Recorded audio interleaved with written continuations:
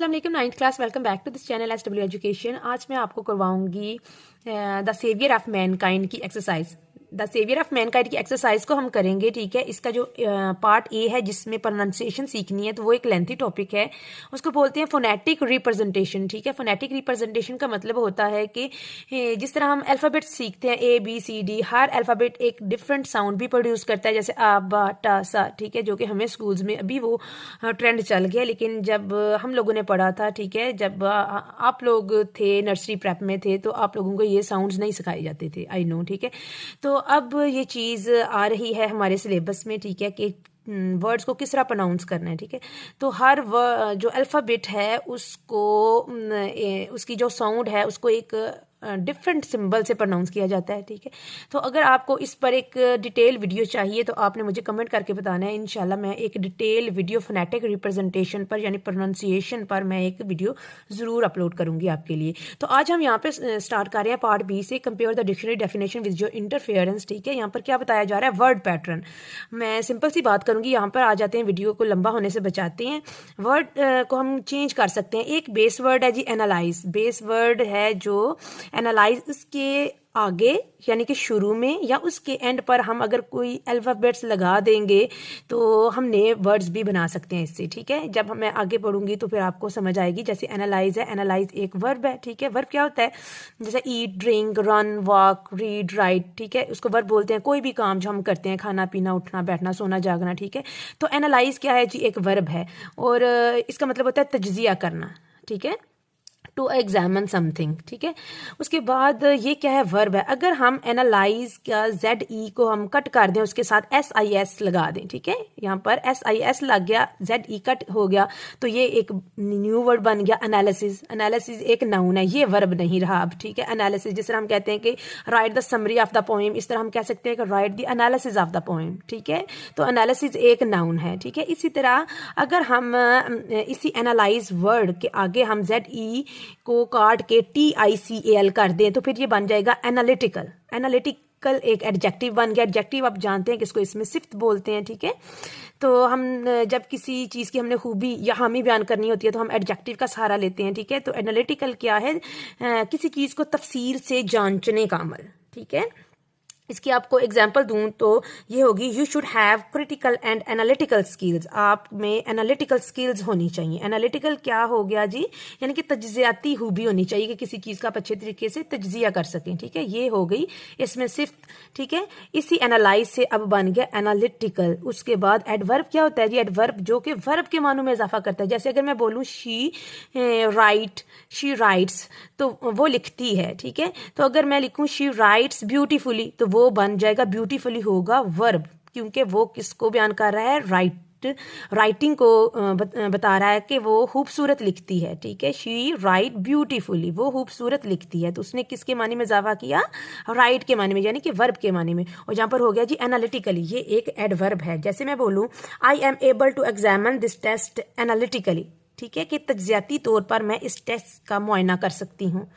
तो आप देख सकते हैं कि एक बेस वर्ड से हम कितने ज़्यादा वर्ड्स बना सकते हैं, ठीक है। और उसकी कैटेगरी भी वो चेंज हो जाएगी उसकी, ठीक है। अब हम मज़ीद इसके बारे में सीखते हैं, जो कि आपके पेपर में पूछा भी जा सकता है कि प्रीफिक्सेस क्या होते हैं और सुफिक्स क्या होता है। प्रीफिक्स और सुफिक्स में भी आपने पहले पढ़ा, अगर नहीं पढ़ा तो आपको आज क्लियर हो जाएगा। प्रीफिक्स क्या होता है जी, a prefix is a group of letters added to the beginning of a word to change its meaning, ठीक है। द प्रीफिक्स की एग्जाम्पल देखते हैं, जैसे री एक प्रीफिक्स है, ठीक है। ये 2 अल्फाबेट मिले हैं, RE, तो एक प्रीफिक्स बन गया। जैसे एक वर्ड है राइट के शुरू में अगर हम री ऐड कर देंगे तो फिर एक नया वर्ड बन जाएगा री राइट, ठीक हो गया।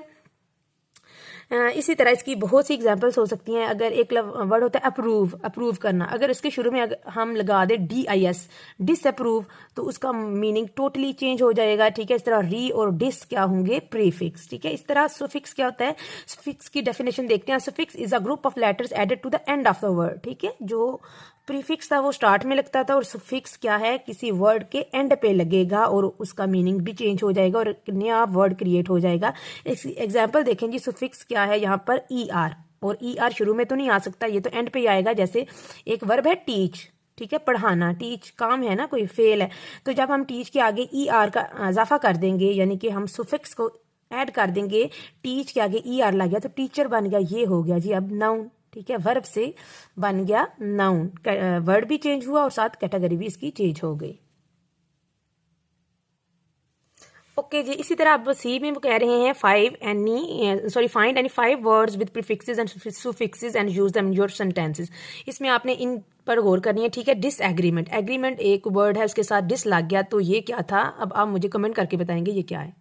ठीक है, उसके बाद अनडाउटेडली, ठीक है, एक्चुअली ये क्या है, ये एक प्रीफिक्स है, क्योंकि ये डाउटेडली एक वर्ड था तो शुरू में इसके अन लग गया, अन क्या है, एक प्रीफिक्स है। एनकरेजमेंट, उसके बाद होपफुलनेस, होपफुलनेस क्या है जी, होपफुल एक वर्ड था तो NES एंड पे लगा तो ये क्या होगा, सुफिक्स, यस, क्या होगा, सुफिक्स। शुरू में लगने वाले प्रीफिक्स और एंड पे लगने वाले जो होते हैं अल्फाबेट्स या कोई वर्ड ऐड होता है तो वो होते हैं सुफिक्स। इस तरह एक्टिवेशन एक वर्ड था, ठीक है, और डीएक्टिवेशन, डी अब शुरू में आया है तो फिर ये डी क्या था, एक प्रीफिक्स था, ठीक है, शुरू में आने वाला। इसी तरह एडवोकेट एक बेस वर्ड है, ठीक है, और वो एडवोकेट या एडवोकेसी एक नाउन हो गया। एडवोकेट जैसे हम कहते हैं कि वो बंदा लायर है, ठीक है, एडवोकेट है। वर्ब फॉर्म एडवोकेट इसका वर्ब भी हो सकता है, ठीक है। उसके बाद एडवोकेटिव, ठीक है, एडवोकेटिव का मतलब क्या होता है कि उसके पास महारत है, वकील जैसी, ठीक है, वो बात करने के काबिल है, एडवोकेटिव स्किल्स हैं उसके पास, ठीक है। एडवोकेटली एक एडवर्ब हो गया, ठीक है। इस तरह ये उन्होंने एग्जाम्पल्स भी इसकी दी हैं, ठीक है।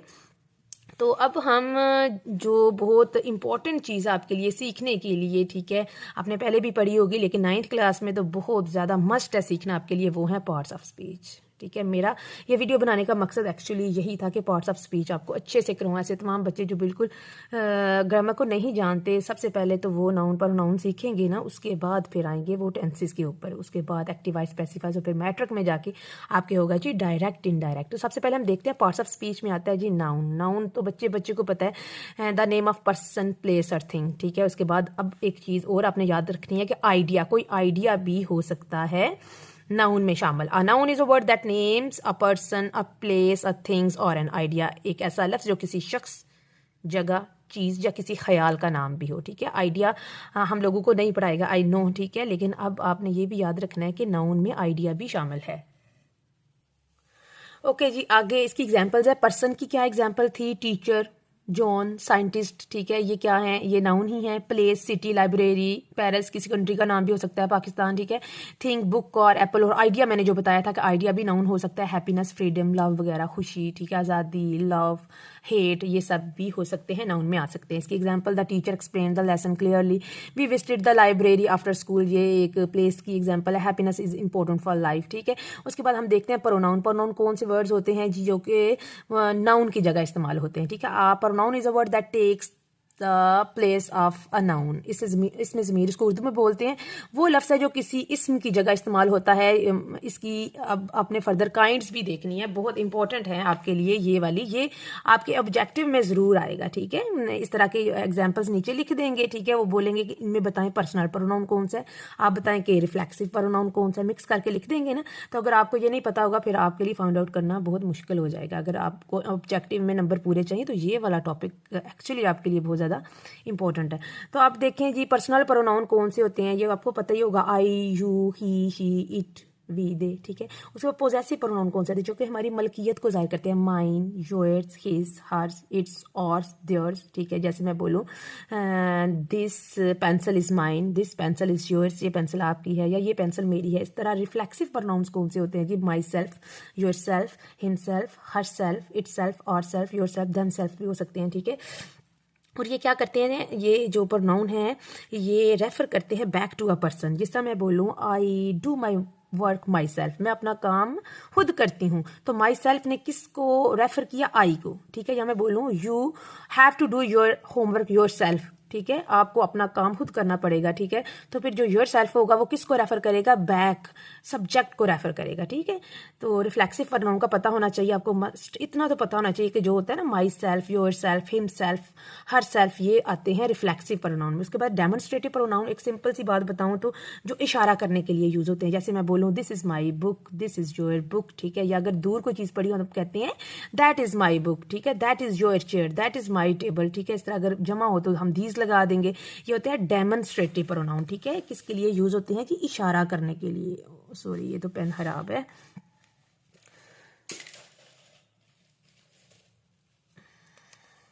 ठीक है, किसके लिए यूज होगी, इशारा करने के लिए। उसके बाद इंटेरोगेटिव प्रोनाउन कौन से हैं जी, इंटेरोगेटिव प्रोनाउन क्वेश्चन बनाने के लिए होते हैं who, whom, whose, which, what, ठीक है। आपको पता ही होगा इसका तो, ठीक है, हम डबल इंटेरोगेटिव भी इससे बनाते हैं, ठीक है। व्हाट इज दिस हम कह सकते हैं, विच इज योर पेन, आपका पेन कौन सा है, हुज बुक इज दिस, ठीक है, इस तरह करके हम कर सकते हैं इनको, ठीक है। रिलेटिव प्रोनाउंस कौन से होते हैं जी, relative pronoun who, whom, whose, which, that, ठीक है, जो कि एक किसी जुमले में, ठीक है, एक सेंटेंस के दो पार्ट होते हैं, तो एक पार्ट का दूसरे पार्ट के साथ ताल्लुक को जोड़ते हैं, ठीक है। जैसे मैं बोलूँ this is a women that I सा यस्टरडे, ये वही औरत है जिसको मैंने कल देखा था, ठीक है। तो हु क्या हो गया, उसने रिलेट कर दिया, ठीक है, दो पार्ट्स को, सेंटेंस के दो पार्ट्स को। उसके बाद सेंटेंस हम देखते हैं, she is going to the market, ठीक है। यहाँ पर शी क्या है जी, प्रोनाउन है। This book is mine, mine क्या है, कौन सा प्रोनाउन है जी, ये पोजेसिव प्रोनाउन है। They will finish the project tomorrow, ठीक है। अब दे कौन सा, ये तो सिंपल पर्सनल प्रोनाउन है, ठीक है।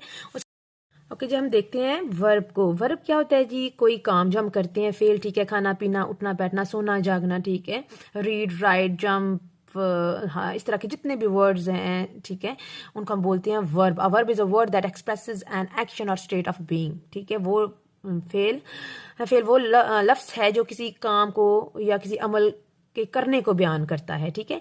इसमें 3 किस्में इसकी, बहुत इंपॉर्टेंट है आपके लिए जानना। एक्शन वर्ब कौन से होते हैं, रन, जंप, राइट, सिंग, सिंपल जो होते हैं, ठीक है। लिंकिंग वर्ब्स कौन से होते हैं जी, एम, इज, आर, वाज, वर, जो कि 12 टेंसेस में तो इस्तेमाल नहीं होते। ये सिंपल हम सेंटेंसेस बनाते हैं ना, I am a teacher, you are a liar, ठीक है, शी इज़ माई मदर, ठीक है। तो इसमें इस तरह के जो सेंटेंसेस हैं उनमें ये वाले लिंकिंग वर्ब इस्तेमाल होते हैं, ठीक है।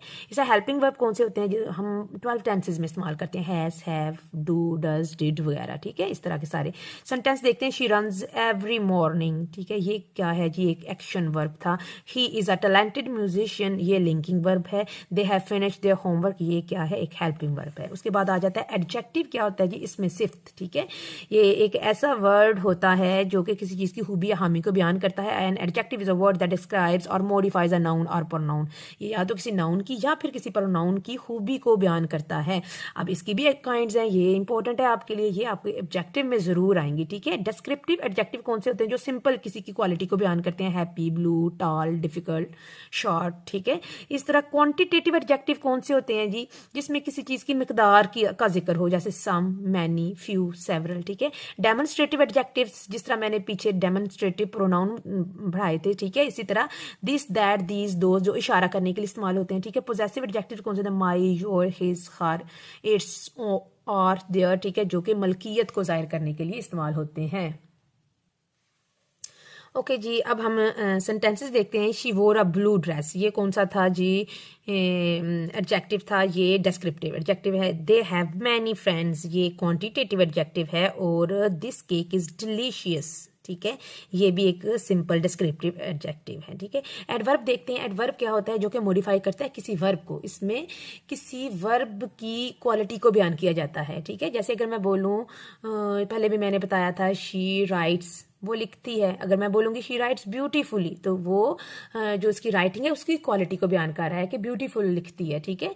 तो फिर वो ब्यूटीफुली क्या हो जाएगा, एक एडवर्ब होगा। An adverb is a word that modifies a verb, an adjective और एन अदर एडवर्ब, ठीक हो गया। अब इसमें 4 इसकी कैटेगरी हैं, ठीक है। How, where, when, to what extent, इस तरह के जो वर्ड्स होते हैं ना, उसके लिए हम डिफरेंट काइंड्स के हम एडजेक्टिव इस्तेमाल करते हैं। जैसे हाउ, किस चीज़ का हम बताना हो कि कैसे, तो हम इसके लिए एडजेक्टिव कौन से यूज़ करेंगे, क्विकली, स्लोली, हैप्पीली, ठीक है। नाउ, व्हेन, अगर टाइम बताना हो तो हम किस तरह के एडजेक्टिव यूज़ करते हैं, नाउ, देन, सून, यस्टरडे। इसी तरह हेयर, देयर, एवरीवेयर, अगर जगह का हमने बताना हो, प्लेस का, ठीक है। और इस to what extent, very, quite, almost, too, ठीक है, मिकदार हमने बतानी हो, ठीक है। तो इस तरह के हम एडजेक्टिव को यूज करेंगे। सेंटेंस देखते हैं। शी सिंग्स ब्यूटीफुली, वो खूबसूरती से गाती है। वी विल लीव सून, हम जल्द ही चले जाएंगे, ठीक है, ये प्लेस छोड़ेंगे। ही रेन वेरी क्विकली, वो बहुत तेज दौड़ा, सॉरी, ठीक है। तो ये हो गया जी एडवर्ब की एग्जांपल। उसके बाद हम देखते हैं प्रेपोजिशन क्या होता है। प्रेपोजिशन डेफिनेशन इसकी देखते हैं। Preposition is a word that shows the relationship between a noun और pronoun and other words in a sentence, जो कि नाउन pronoun के साथ किसी दूसरे वर्ड्स को जोड़ता है, ठीक है। हरूफे जार इसको हम कहते हैं। In, on, at, by, with, under वगैरह, ठीक है। सेंटेंस देखते हैं। The cat is under the table, ठीक है। देखा, इसमें ये भी नाउन है, ठीक है, और ये भी नाउन है, और इसने दो नाउन्स को आपस में जोड़ा है अंडर ने, ठीक है। जो बिल्ली है वो टेबल के नीचे है। She walked through the park, he sat among his friends, वो अपने दोस्तों के दरमियान बैठा हुआ है। ये क्या था? प्रेपोजिशन। आपको ये वाले रट्टे होने चाहिए, ठीक है। उसके बाद कंजक्शन देखते हैं क्या होता है। या conjunction is a word that connects words, phrases और क्लॉजेस, जो कि क्लॉजेस को, फ्रेजेस को और वर्ड्स को आपस में जोड़ता है, ठीक है। तो देखते हैं कि कितने किस्म के होते हैं। कोऑर्डिनेटिंग कंजक्शन कौन से होते हैं? एंड, बट, और, नॉर, फॉर, सो, येट। और subordinating conjunctions because, although, since, unless, while, after, ठीक है। ये वाले जो कोऑर्डिनेटिंग कंजक्शंस है ये सिंपल टू सेंटेंसेस को आपस में जोड़ेंगे, ठीक है। और जो सबऑर्डिनेटिंग है ये इंडिपेंडेंट और डिपेंडेंट क्लॉजेज में आते हैं। ये किसी फिक्रे में स्टार्ट में आते हैं, ठीक है। और ये डिपेंडेंट क्लास को जाहिर करेंगे, ठीक है। मतलब अगर एक फिक्रा के साथ दूसरे को कट कर दिया जाए तो उसका सारा सेंस ही खराब हो जाता है, ठीक है। कोरिलेटिव कंजक्शन कौन से होते हैं? ये पेयर की फॉर्म में आते हैं, जैसे आइदर, और, नाइदर, नॉर, ठीक हो गया, both, and, not only, but also, इस तरह। सेंटेंसेस देखते हैं। I want to go to the party but I have to finish my homework, ठीक है। कहते हैं कि मैं पार्टी पे जाना चाहता हूँ लेकिन मुझे इससे पहले मुझे होमवर्क कंप्लीट करना होगा, ठीक है। I want to go to the party but I have to finish my homework, ठीक है, मुझे अपना होमवर्क कंप्लीट करना पड़ेगा। उसके बाद ये किसकी थी एग्जाम्पल? कोऑर्डिनेटिंग कंजक्शन की। अब हम देखते हैं कि सबऑर्डिनेटिंग क्या है जी। आल्दो इट वॉज रेनिंग, अगरचे की बारिश हो रही थी, we went for a walk, तो हम वॉक पर चले गए। यहाँ पर आल्दो क्या है? एक सबऑर्डिनेटिंग कंजक्शन है, ठीक है। और आल्दो का उर्दू में मीनिंग है अगरचे बारिश हो रही थी। अगर मैं इसको छोड़ दूं और सिर्फ ये लिखूं आल्दो इट वाज रेनिंग, तो इसका क्या सेंस बनेगा कि बेशक बारिश हो रही थी। तो आगे तो एक सस्पेंस रह गया ना कि आगे क्या बात थी, ठीक है। तो ये इस तरह की जो क्लॉज होती है इसको कहते हैं डिपेंडेंट क्लॉज, ठीक है। I will eat either a mango और एन एप्पल, मैं या तो एप्पल का मैंगो खाऊंगा या फिर एप्पल खाऊंगा। ये कौन से थे जी? कोरिलेटिव। आपने ये चीज याद रखनी है, कोरिलेटिव जो होते हैं कंजक्शंस, ठीक है, आइदर और, नाइदर, नॉर, इस तरह के उसमें वर्ड्स यूज किए जाते हैं। उसके बाद आता है जी interjection. The most important one is interjection में हम अपनी खुशी, गमी या अपनी हैरानगी का इजहार करते हैं, पता ही होगा आपको। And interjection is a word or phrase that expresses strong emotions or surprise, ठीक है, जो कि सरप्राइज को, इमोशंस को, स्ट्रॉन्ग इमोशंस को, ठीक है, जाहिर करता है जब हम बहुत ज्यादा खुश हों या फिर हमें बहुत ज्यादा गम मिले। Soon after the interjection the sentence starts with a capital letter. उसके बाद हम देखते हैं इसकी एग्जांपल क्या, वाओ, ओ, आउच, हुर्रे, ठीक है। इस तरह के जो वर्ड्स हैं वो इंटरजेक्शन में आते हैं। सेंटेंस देखते हैं। Wow that was an amazing performance, बहुत अच्छी परफॉर्मेंस थी, ठीक है। Wow, ouch that hurts me, इससे मुझे तकलीफ हुई, ठीक है। Alas we have lost the match, हम मैच हार गए। ये जो वर्ड्स हैं ये होते हैं इंटरजेक्शन। उसके सामने एक्सक्लेमेशन मार्क आएगा, उसको जो नेक्स्ट जो सेंटेंस होगा उसको हम किससे शुरू करेंगे? एक कैपिटल लेटर से, ठीक है। ओके जी, ऊपर identify the end label the noun, verb and conjunction. इतना तो आप कर सकते हैं, मैंने आपको बताया नाउन क्या होते हैं, वर्ब क्या होते हैं, कंजक्शन क्या होते हैं, ठीक है। वीडियो बहुत ज़्यादा लंबी हो जाएगी, तो अब हम द मोस्ट इंपॉर्टेंट जो ये पार्ट है, ठीक है, इसमें तो मस्ट पेपर में पूछा जाएगा आपसे, ठीक है। ये वाला जो सी पार्ट है, चूज अ करेक्ट एडजेक्टिव्स, ठीक है। तो एडजेक्टिव हमने चूज करना है इसमें। Ashfaq Ahmad was a dash writer, famous writer, ठीक है। This is a very dash seminar, informative seminar, ठीक है। इन्फॉर्म तो नहीं आएगा, इन्फॉर्मेशन भी नहीं आएगा, इंफॉर्मेटिव, ठीक है। हमने एडजेक्टिव चूज करना है तो इंफॉर्मेटिव एडजेक्टिव होगा, ठीक है। माई मदर बिकम्स एंशियस, ठीक है, इफ आई गेट लेट, मेरी माँ परेशान हो जाती हैं अगर मैं घर लेट आऊं। It is dash, it is advisable to get correct information from the university office, ठीक है। क्या है? एडवाइजेबल, ठीक है। Who is dash for this chaos, who is responsible for this chaos, ठीक है। ओके जी, अब लास्ट पर हम देखते हैं इसका डी पार्ट देखते हैं, ठीक है। इसमें हमने क्या करना है जी, fill in the blanks with the correct part of speech as indicated in the parenthesis, ठीक है। हमने बताना है bright they did Salma under wow and through, जो ब्रैकेट में है ये वर्ड्स, ये क्या है, ठीक है, मतलब इनकी क्या कैटेगरी है। इधर से हम देखते हैं इसके answer. The cat is hiding dash the table, तो अंडर क्या हो गया यहाँ पर, प्रपोजिशन, ठीक है। She did her homework before dinner, तो डिड क्या है जी, यहाँ पर वर्ब है, ठीक है, सेकंड फॉर्म है डू की। वाओ, यहाँ पर वाओ क्या आएगा जी, इंटरजेक्शन है, ठीक है। This is beautiful dress, wow this is a beautiful dress. उसके बाद he is very bright student, bright क्या है जी, एडजेक्टिव है। और एंड पर they went to the store, और यहाँ पर ये जो दे है अंडरलाइन हुआ, ये क्या है, प्रोनाउन, हम पहले पढ़ चुके हैं, ठीक है।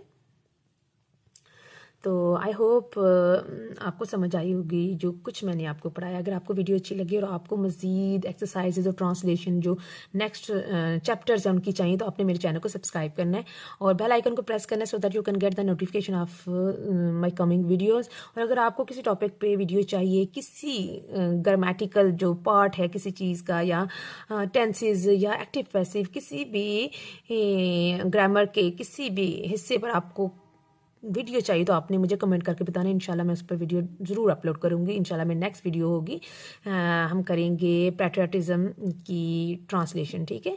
तो मिलते हैं नेक्स्ट वीडियो में। टिल देन अल्लाह हाफिज़।